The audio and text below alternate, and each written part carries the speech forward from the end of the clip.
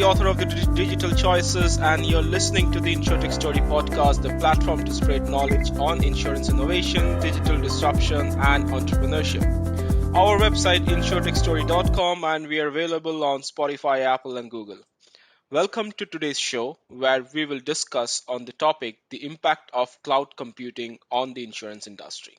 And for now, I'm delighted to welcome our guest, Anshul Srivastav, who is a leader with major operating tenets as driving technology transformation through thought leadership, design thinking, innovation, analytics, and delivering value to stakeholders. Anshul is a global leader from the technology side and a change practitioner who has been instrumental in driving technology transformations for business in the range of multi-billion-dollar revenue range. His experience has been around taking up strategic technology initiatives, architect delivering and managing it and at an enterprise level. Anshul has several notable career accomplishments wherein he has led, created, and launched key artificial intelligence, blockchain, cloud, e commerce, mobile, and business intelligence initiatives for various financial institutions across the world. He is a leader and a senior management IT professional who more than has 2 decades of experience spreading across multiple geographies like the US, Europe, Southeast Asia, and Middle East. Anshul has built and led local, regional, and global teams across 3 continents, capitalized on opportunities to drive revenues, profits, and growth, as well as strong profit and loss management. Currently, he is a co-founder and chief technology officer at Proton Insurance, and Anshul has more than 22 years of experience in the insurance, banking, and financial services industry. Besides, Anshul has been a chief information officer and chief digital officer in Union Insurance Dubai, where he created and executed IT strategy, technology transformations, analytics, software delivery, architecture, and cloud for Union Insurance. That includes locations like the UAE, Oman, India, and Bahrain across all lines of business. He's also involved in creating and driving big strategic initiatives, aligning IT transformations to deliver business value. His focus was in major cloud transformations that impacted the bottom line of Union Insurance by multi-million AED in the first year. Transformation on digital added multi-million dollar revenues in life, P&C, and health lines of the business in his leadership. Key influencers in creating and executing bank strategies with open banking platforms and helping incumbents in developing new markets in both banking and insurance was one of his key area of focus. Lastly, Anshul as a global technology leader has mentored and advised 160 plus startups since 2010 across domains. So Anshul, welcome on board and I'm truly excited to have you for this show. Thanks so much, Surya, for such a powerful introduction. Appreciate that. Welcome Anshul, welcome on board again. I would Yeah. like to start by saying cloud computing is having a huge impact on the insurance industry with benefits for internal processes, new customer acquisition, and policyholder loyalty. Cloud computing has had a huge impact on all sectors if we look at in terms of business process, production dynamics, and in the relationship with customers, employees, and suppliers. And one of the studies produced by Gartner in 2018. It says cloud users will double by 2021, while the market around this technology will increase from $153 billion, which was in 2017, to an estimated $302 billion by 2021, which a whopping improvement in this couple of years.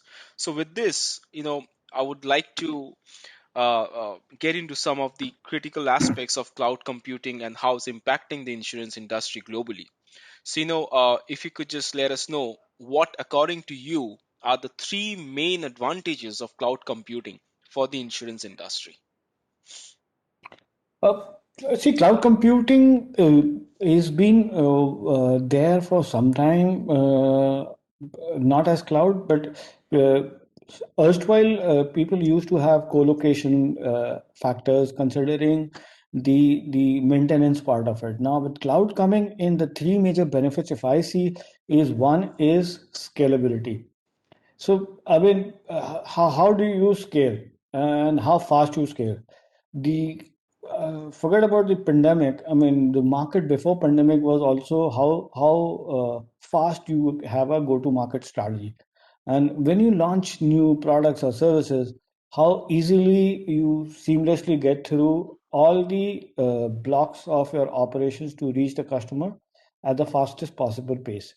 So cloud computing was one of the ways wherein you can immediately ramp up an application on the cloud and take it there rather than waiting for servers coming in, then getting it commissioned, testing. All that was, if if not planned properly, the speed and the agility was something of a constraint for a business as well as for the technology team. So one thing is the scalability with speed and agility as one of the factors.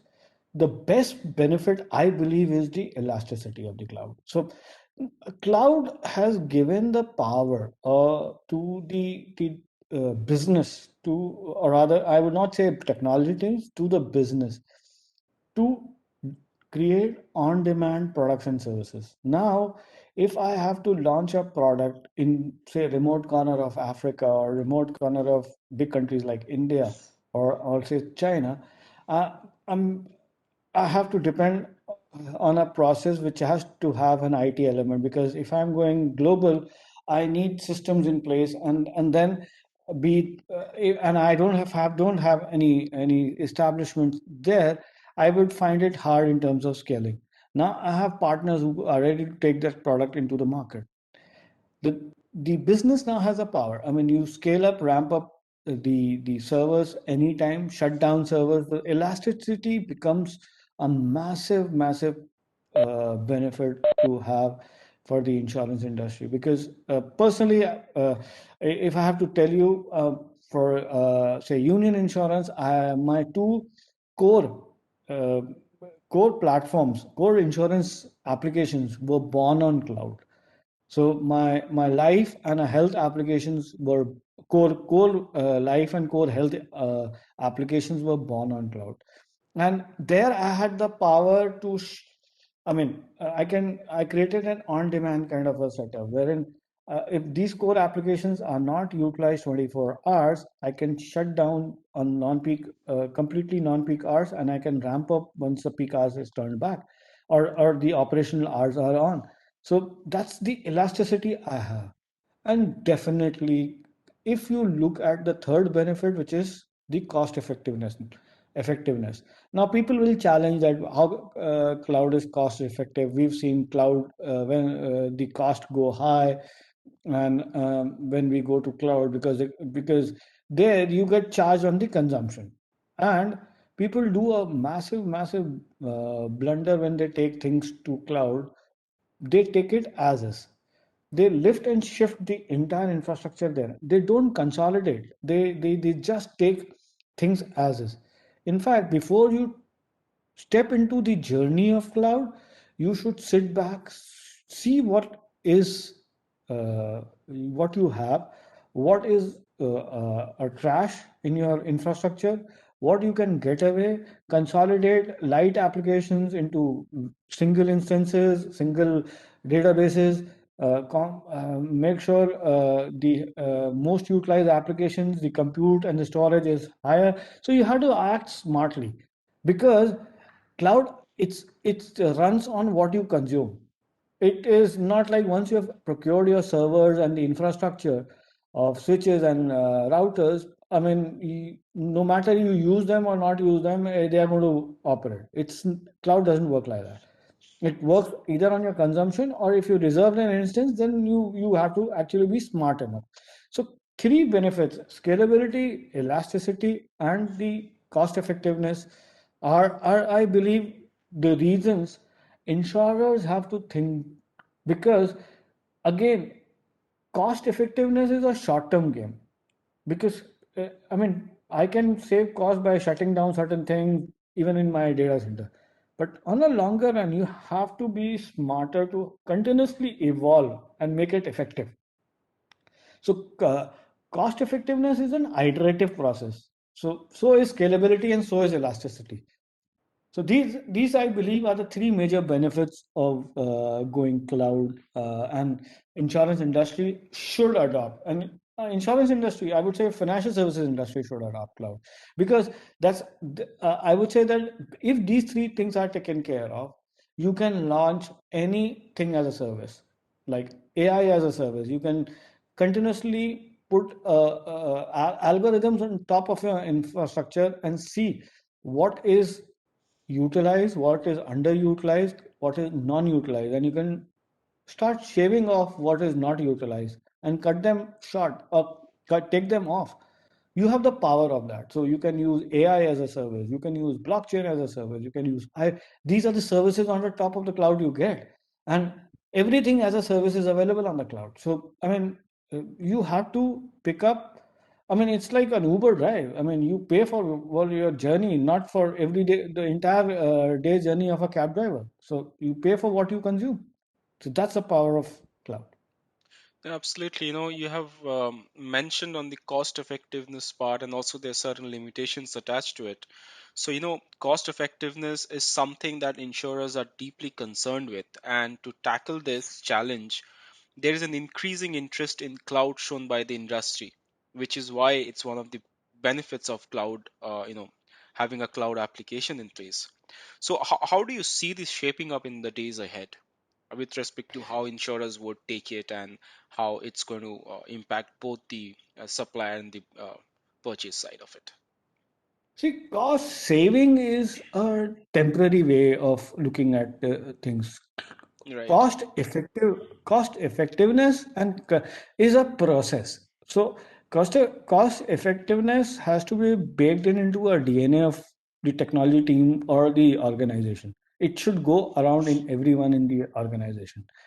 Cost saving is always, I mean, today I'm hit by a pandemic, I'll shave off people. That's cost saving, but that's not cost effective way of looking at things.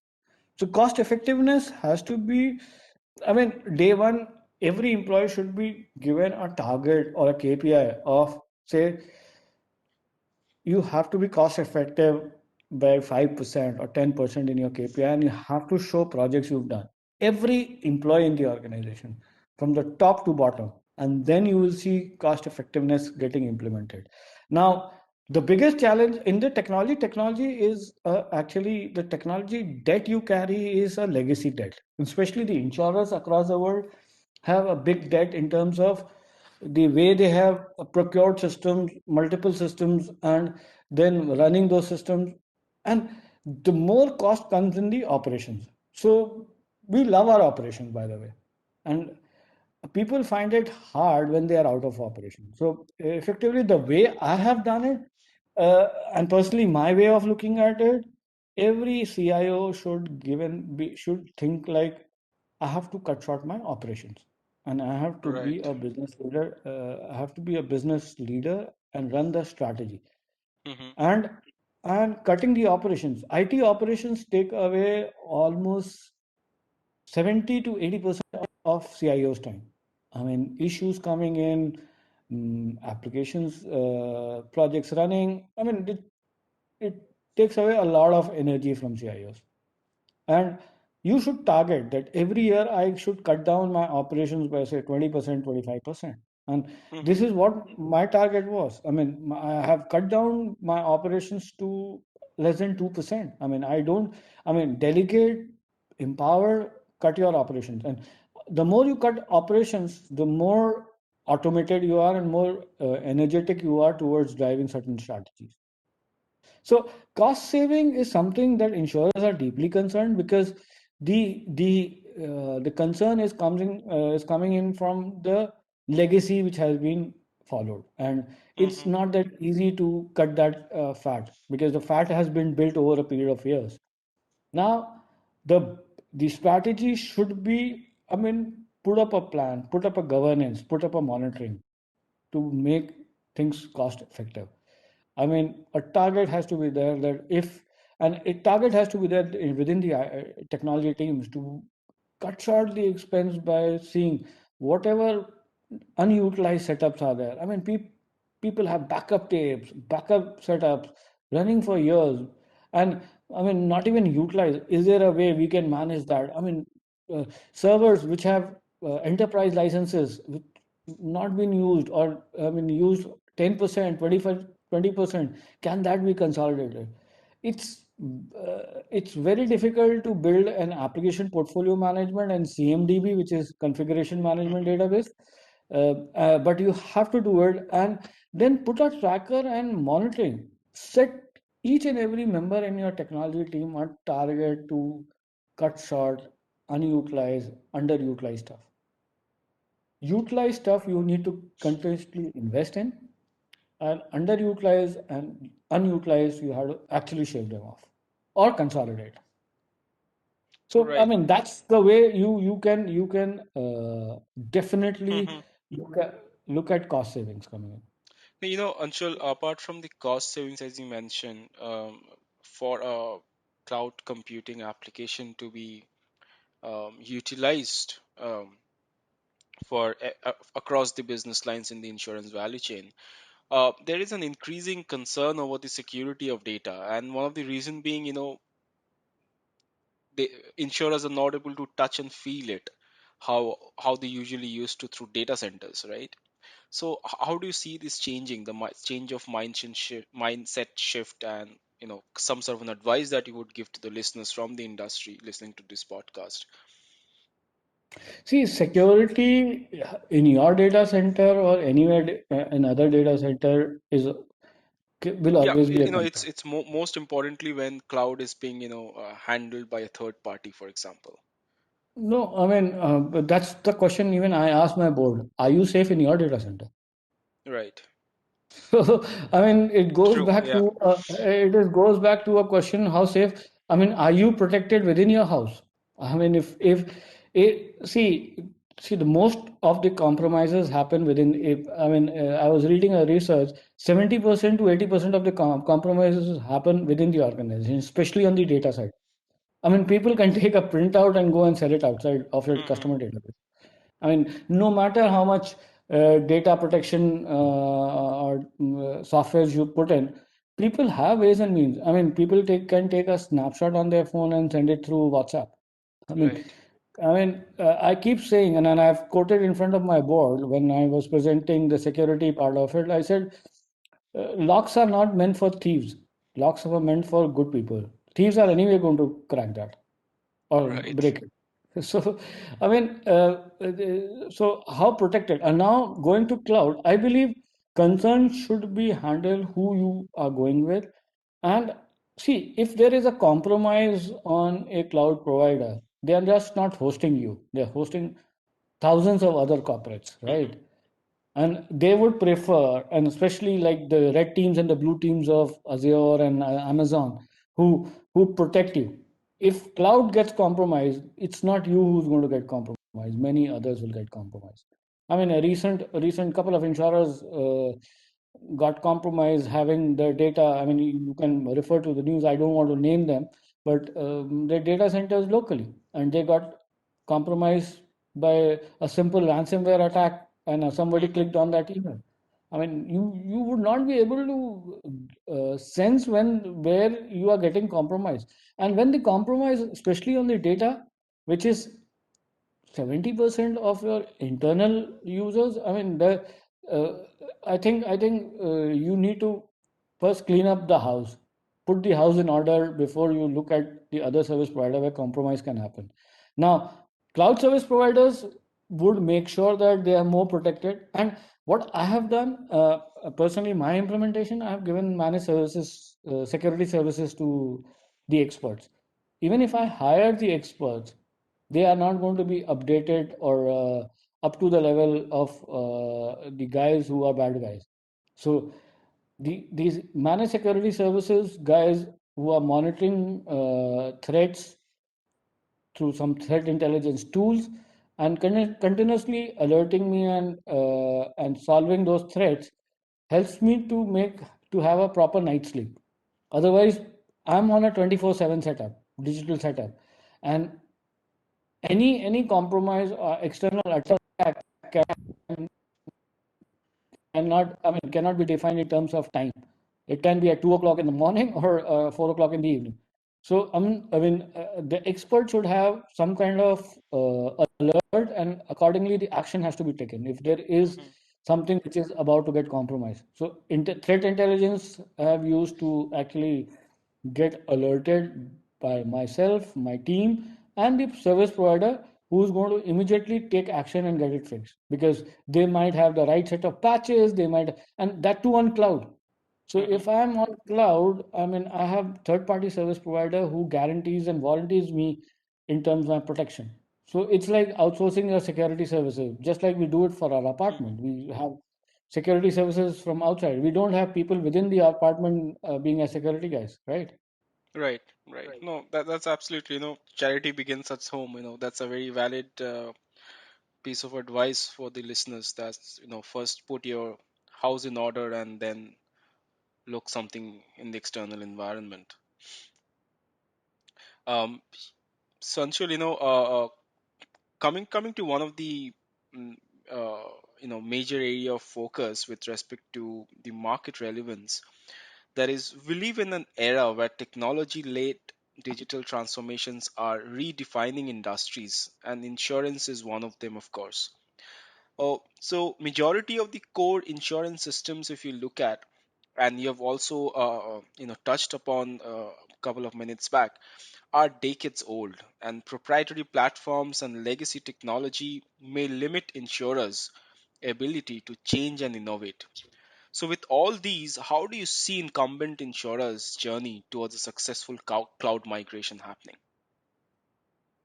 So, once you decide on taking up the cloud way and you are convinced, the entire organization should get convinced on that first, number one.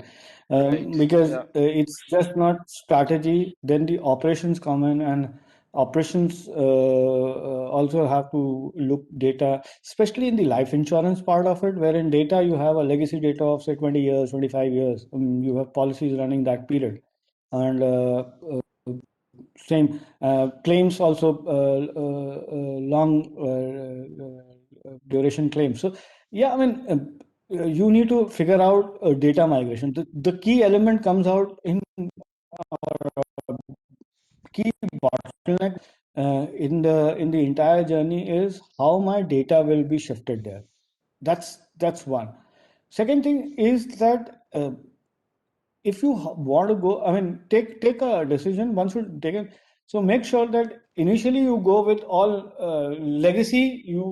It's time driven approach. How you gradually shift. But I'm not going to touch about legacy at a later part of my discussion. But first come first.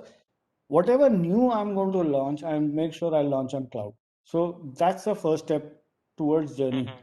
To make sure, I'll give you an example. Like my two core legacy systems were born on cloud just because even my data of many years were there in various forms. Uh, I shifted my legacy completely on cloud, and then data migration process started. Right. They're not doing that. Data migration becomes a tedious process in terms of using technology and migrating from one database to the other. The second approach can be pull out some data entry operators and ask them to enter the data the way it has been entered over the years. So you create a history of the transaction so that operations is day one ready. You do it and you switch over, and it's one day you switch over. Now, all new applications to be launched on cloud, and gradually the second approach has to be legacy part of the applications or the legacy. So I was suggesting in terms of two approaches. One is go with an approach of new initiatives born on cloud, Hmm. and the old initiatives or the legacy application migrations. Pull out your data, the size of the data, work very closely with teams.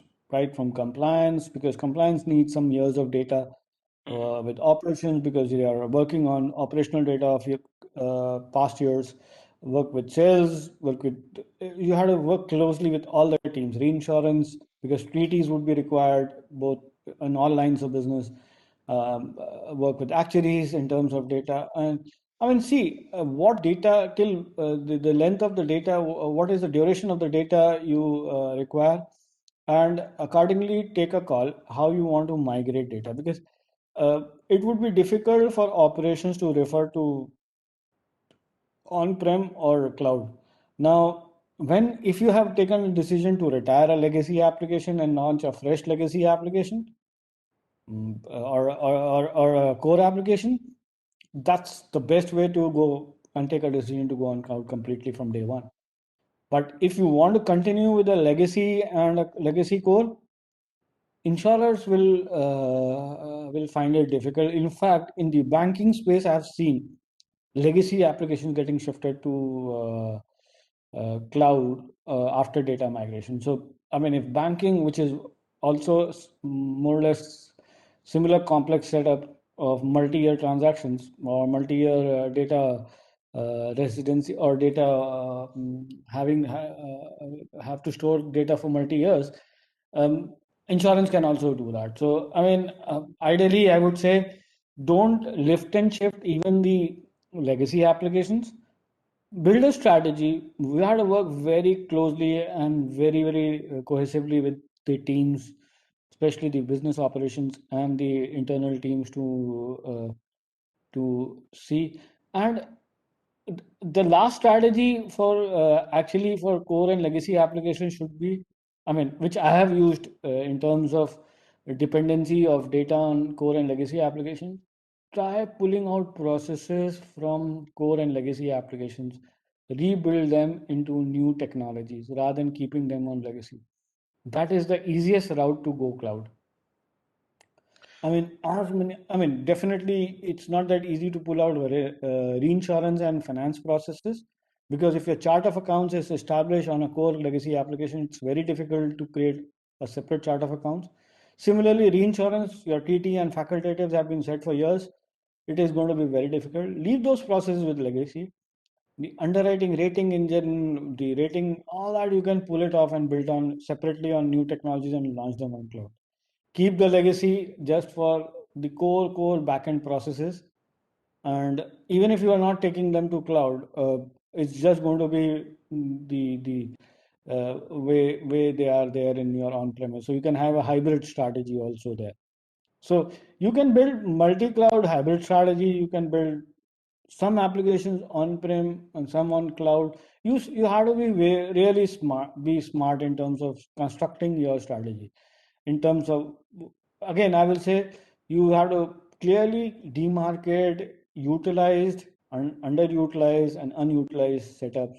See how much is utilized, consolidate, or shave them off, both in technology infrastructure or technology application resources, as well as do it for people. I mean, there would be redundant jobs once you go cloud. You don't require a server admin or a DBA to continuously monitor. Cloud does it for you, and it gives you a real-time report wherein you just have to.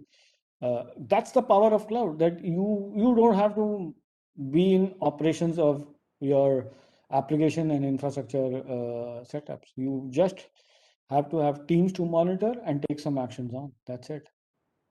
No, absolutely. That's a very valid point raised there. How we can consider the refactoring part that involves altering of the system's internal structure rather than modifying the functionality. I think that's a kind of an eventual step-by-step process to adopting cloud and trying to move out of the legacy system, or rather I would say modernizing the legacy system rather than completely moving out of it. So Correct. I mean, that's yeah.